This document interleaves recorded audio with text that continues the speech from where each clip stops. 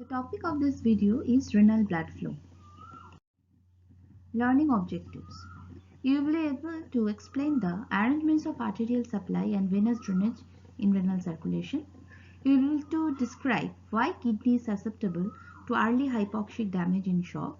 You will be able to understand the principles of measurements of renal blood flow and will be able to describe the mechanism of regulation of renal blood flow.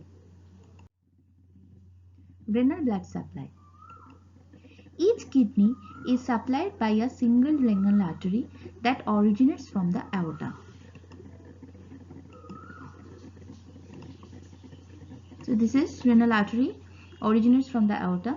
Renal artery branches to form 5 segmental artery.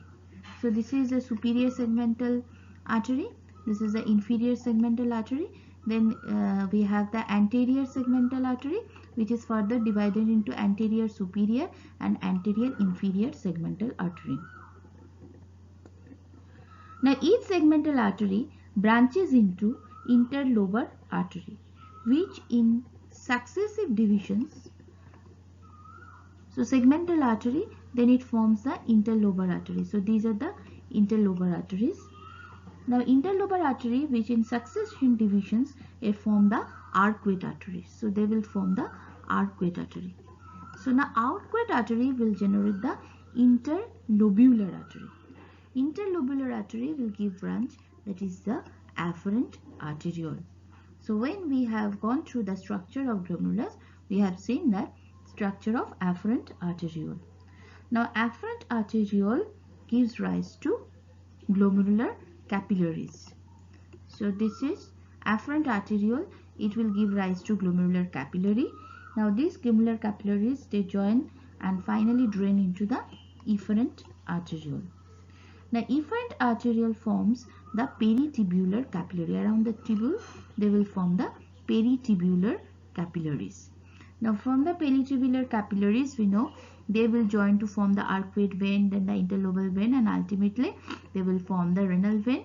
This is a renal vein which will drain into the inferior vena cava. Now in case of medulla, where we have the juxta glomerular nephron, these afferent arterioles will divide into glomerular capillary tuft, then they will form the efferent arterioles.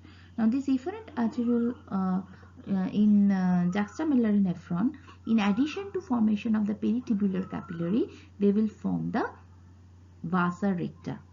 So this extra set of capillary that goes that gives a very strong and straight branch into deeper aspect of the medulla, which has got a descending as well as the ascending lobe. This is very much important in concentrating urine via the counter current exchange mechanism. So now the speciality of renal blood flow. So in this slide, we will first give you few information. First is, in resting adult, kidney receives 1260 ml of blood per minute. So it is around 23.3% of cardiac output. Renal blood flow is 420 ml per 100 gram tissue per minute. Cortical blood flow is 5 ml per gram kidney tissue per minute. Renal medulla, it gets 2.5 ml per gram tissue per minute, this amount of blood, and inner medulla, it gets 0.6 ml per gram tissue per minute, this amount of blood flow. Arteriovenous oxygen difference for the whole kidney, it is about 14 ml per liter of blood. Partial pressure of oxygen in the cortex is 50 mm of mercury. Partial pressure of oxygen in the medulla, it is around 15 mm of mercury. Now what these informations tell us? One point is clear from it, that renal cortex, it gets greater amount of blood supply than the renal medulla. We can see that cortical blood flow is 5 ml per gram kidney tissue, whereas the outer medulla 2.5 ml, inner medulla is 0.6 ml per gram tissue per minute. Another important point is the partial pressure of oxygen it is higher in the cortex, it is around 50 millimeter of mercury, whereas in medulla it is less, it is 15 millimeter of mercury. Now the main function of renal cortex, it is the formation of ultrafiltrate. For this, a large volume of blood is passed through the glomeruli. So the renal cortical flow is relatively high as compared to its metabolic needs. So little oxygen is extracted from the blood, and that's why the partial pressure of oxygen in the cortex, it is 50 millimeter of mercury. On the other hand, the main function of the renal medulla is the maintenance of the osmotic gradient in the medulla. So for this it requires relatively less amount of blood flow, but its metabolic need or metabolic work performed by medulla, it is greater, as it helps to reabsorb sodium in the thick ascending loop of Henle. So from it we can say that for its main function, that is concentrating the urine and maintaining the osmotic gradient, it should reach less amount of blood, but as its metabolic need is very high, so it should require more oxygen for its performance. So large amount of oxygen for this reason is extracted from the blood in the medulla, and that is the reason why the partial pressure of oxygen in the medulla, it is 15 millimeter of mercury. So low flow of blood and increasing oxygen demand, this makes the medulla vulnerable to hypoxia if flow is reduced further. Now so the renal medulla, we know that they have low blood flow, but their metabolic need is very high. So how this balance is maintained? It is seen that nitric oxide, prostaglandin and many cardiovascular peptides in this region function in a paracrine manner to balance between the low blood flow and the metabolic needs. So from this graph, it is clear, few points are very much clear. One point is that the blood flow, we can say that the blood flow, it is maximum in the liver. We can say that it is 1500 ml per minute, and it is around 27.8% of the cardiac output, it goes to liver. Okay. But one another point is important. In the kidney, we can see the mass of the kidney. Mass of the kidney is only 300 gram. But it is getting around the blood supply that is almost nearer to the liver. So from this it is clear that the blood flow per ml per 100 gram tissue per minute, it is maximum in kidney. So it is around 420 ml per 100 gram tissue per minute, whereas it is 57 in case of liver, it is 54 in case of brain, it is 84 in case of heart. So per 100 gram tissue, the amount of blood flow in the kidney, it is very high. Another important point that is evident from this graph, that is the arteriovenous oxygen difference, that is the oxygen extraction. So arteriovenous oxygen difference, it is maximum, you can see in the heart muscle. It is maximum in the heart. And arteriovenous oxygen difference, you can see it is minimum at the level of kidney. And liver has got some other important parameters also. So overall oxygen consumption, if we see the overall oxygen consumption, it is high at the liver, and the liver gets highest percentage of cardiac output and highest percentage of oxygen consumption. But if we look into the oxygen consumption per 100 gram of tissue per minute, this is very high in case of heart, and this is at least it is high in kidney, greater than that of liver and brain. Okay, so from it is clear that oxygen delivered to the kidney, it exceeds their metabolic needs. So kidney, although it is a very tiny organ, it gets huge amount of blood, huge amount of oxygen, That is, that oxygen is not required actually for its metabolic need. So oxygen delivered to the kidney, it exceeds their metabolic need.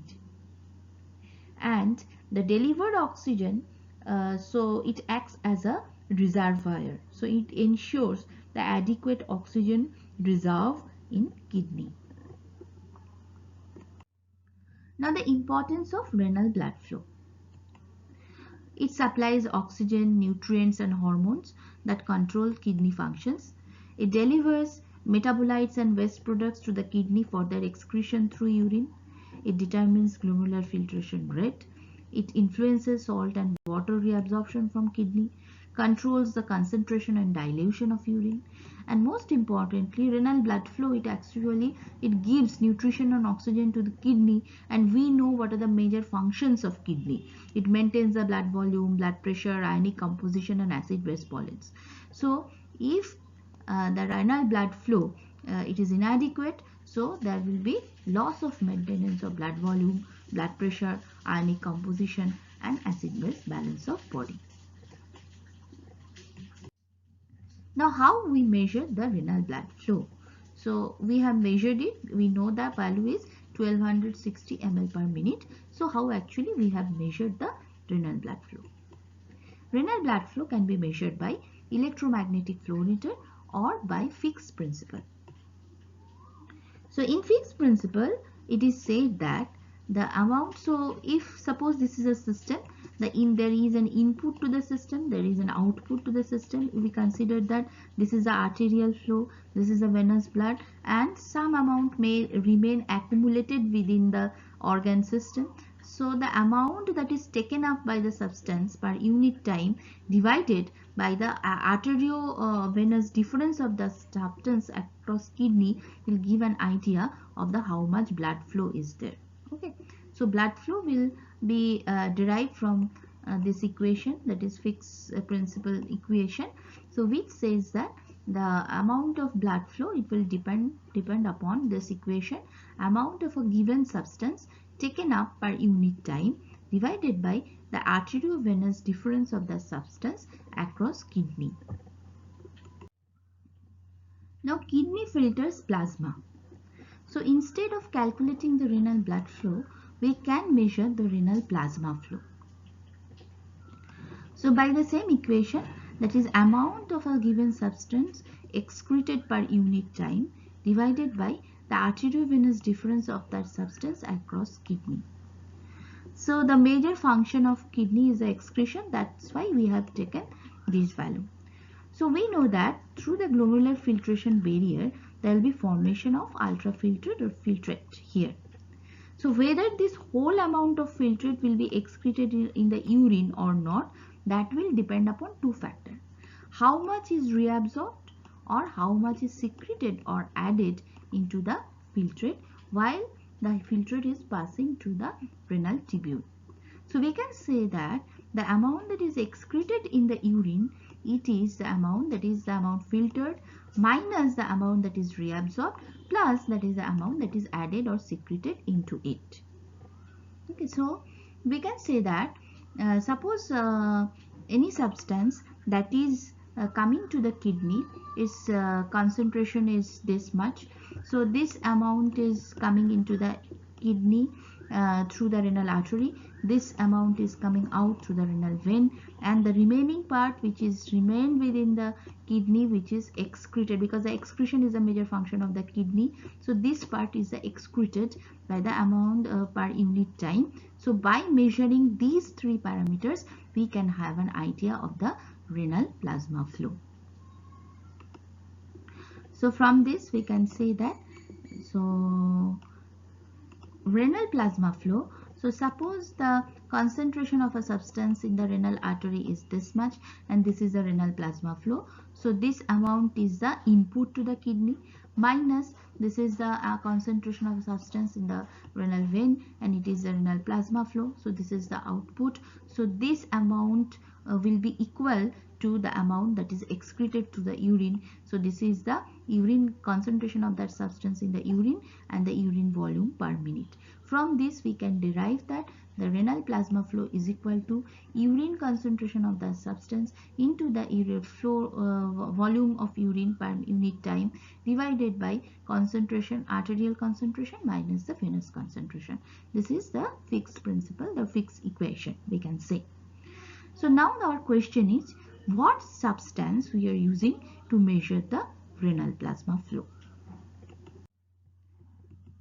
Now this substance should fulfill few criteria. First is, it should be measurable in arterial and venous blood. We have to measure it so that we can calculate the amount. It should not be metabolized in the body. It should not be stored in the body. It should not be produced by the kidney. By itself, it should not affect the blood flow.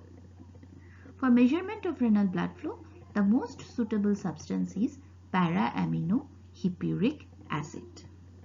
Now the question is, why? So why para-aminohippuric acid?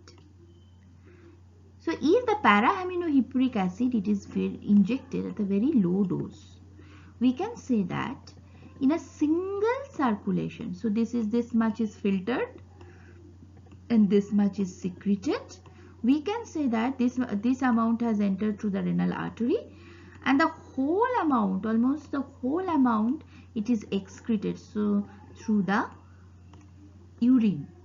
So we can say that the amount that is going back through the renal vein, it is almost zero. So the amount has entered and amount that is excreted, it is almost the same, because the amount that is going back through the renal vein, it is almost zero. So if the para-aminohippuric acid is injected at a very low dose via a single circulation, maximum amount of it is excreted. So it gives advantage for calculating the renal plasma flow. So we can say that we know that we can have an idea of the renal plasma flow by measuring the concentration of a substance, say para-aminohippuric acid in the renal arterial blood, para-aminohippuric acid in the renal venous blood, and the para-aminohippuric acid concentration in the urine and the urine volume. This will give an idea of the renal plasma flow. But the speciality of the para-aminohippuric acid is that this factor is almost zero or nil, so that we can say that suppose the concentration of para-aminohippuric acid in the urine, it is 14 milligram per deciliter. Urine flow, it is around 0.9 ml per minute, and the concentration of para-aminohippuric acid in the plasma, or it is around 0.202 milligram per ml. So we can say renal plasma flow is equal to 14, that is the urine concentration, into the urine volume or flow 0.9 divided by the concentration of para-aminohippuric acid in the arterial blood or then the plasma, that is 0.02. As the venous concentration is nil, so we can have the renal plasma flow of 630 ml per minute. But instead of calling it as a renal plasma flow, we will call it the effective renal plasma flow. The effective renal plasma flow, because actually it is not that is 100% is excreted through the kidney. If you will see that in a single circulation, 90% of para-aminohippuric acid will be excreted through urine, but 10% of para-aminohippuric acid, it remains. So this gives an extraction ratio of 0.9. So if the arterial concentration, we say it is 1, and the venous concentration 10% means it is 0.1. So arterial concentration is 1. So the extraction ratio is 0.9. So we have got the effective renal plasma flow. So if we divide the effective renal plasma flow by this extraction ratio of 0.9, then we will get the actual value of renal plasma flow. So we know that the effective renal plasma flow, we got 630 ml per minute.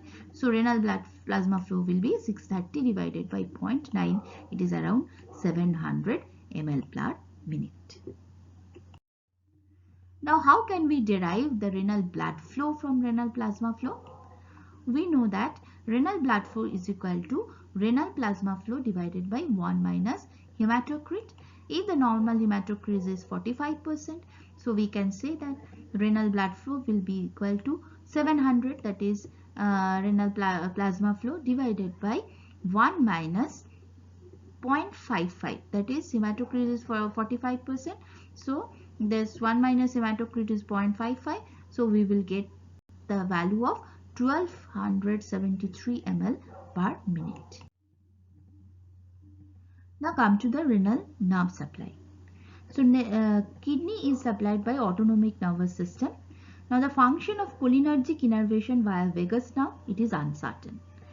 So mostly we know the effect of sympathetic nervous system, and sympathetic nervous system it exerts its effect by the neurotransmitter, that is norepinephrine, which affects the afferent arteriole, the efferent arteriole, proximal and distal convoluted tubule, and the juxtaglomerular apparatus.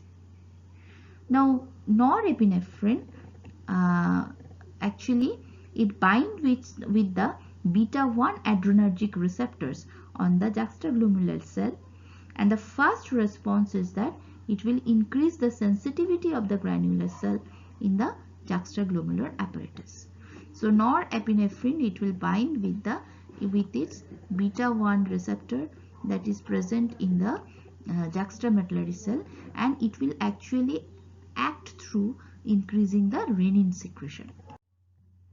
So we will see that the effect on norepinephrine is the vasoconstriction.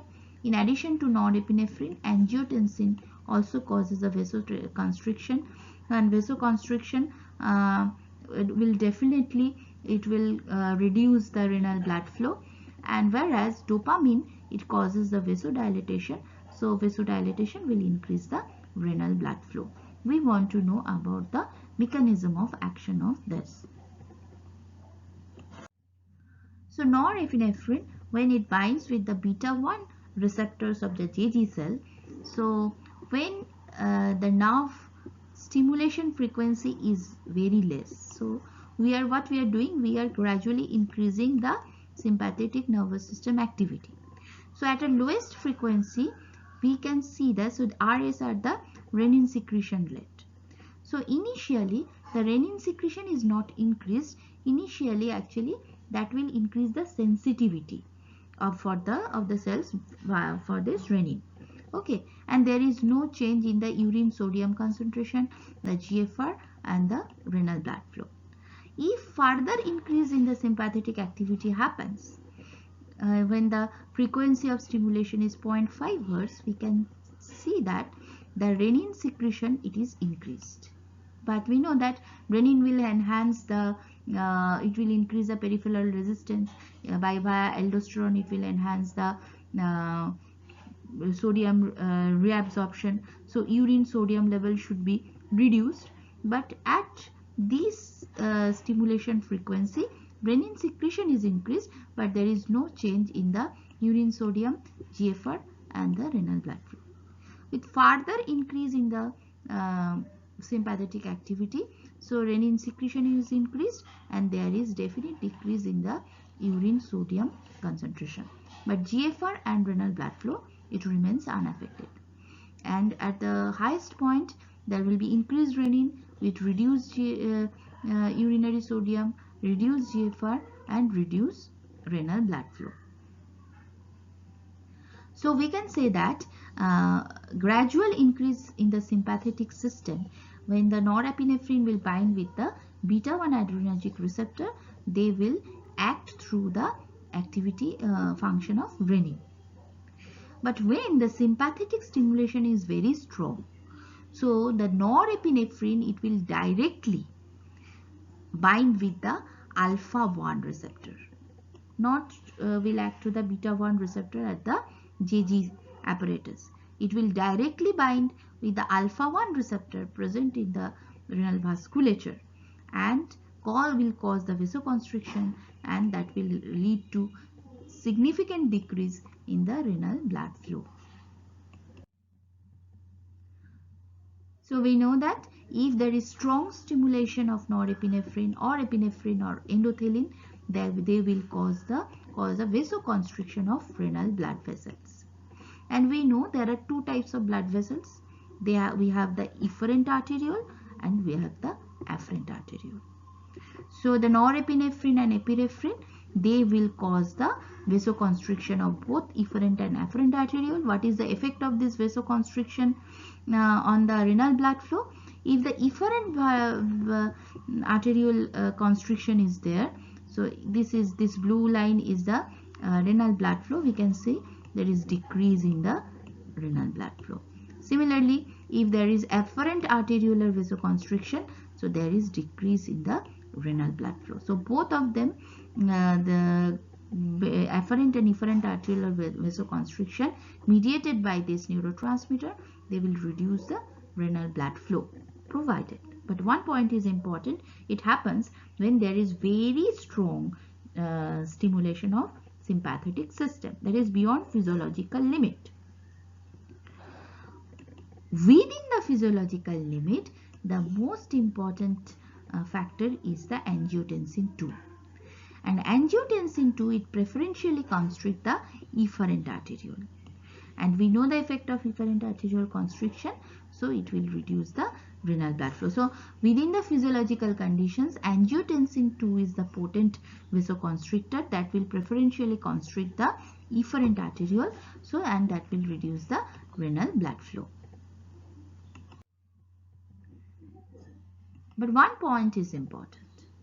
So when the kidney is perfused at moderate pressures, that is 90 to 220 millimeter of mercury, this renal blood flow remains relatively constant, and that is done by the autoregulatory mechanism. So how this can happen? We know that within this physiological range, angiotensin II will be secreted. That will cause the efferent arteriolar constriction.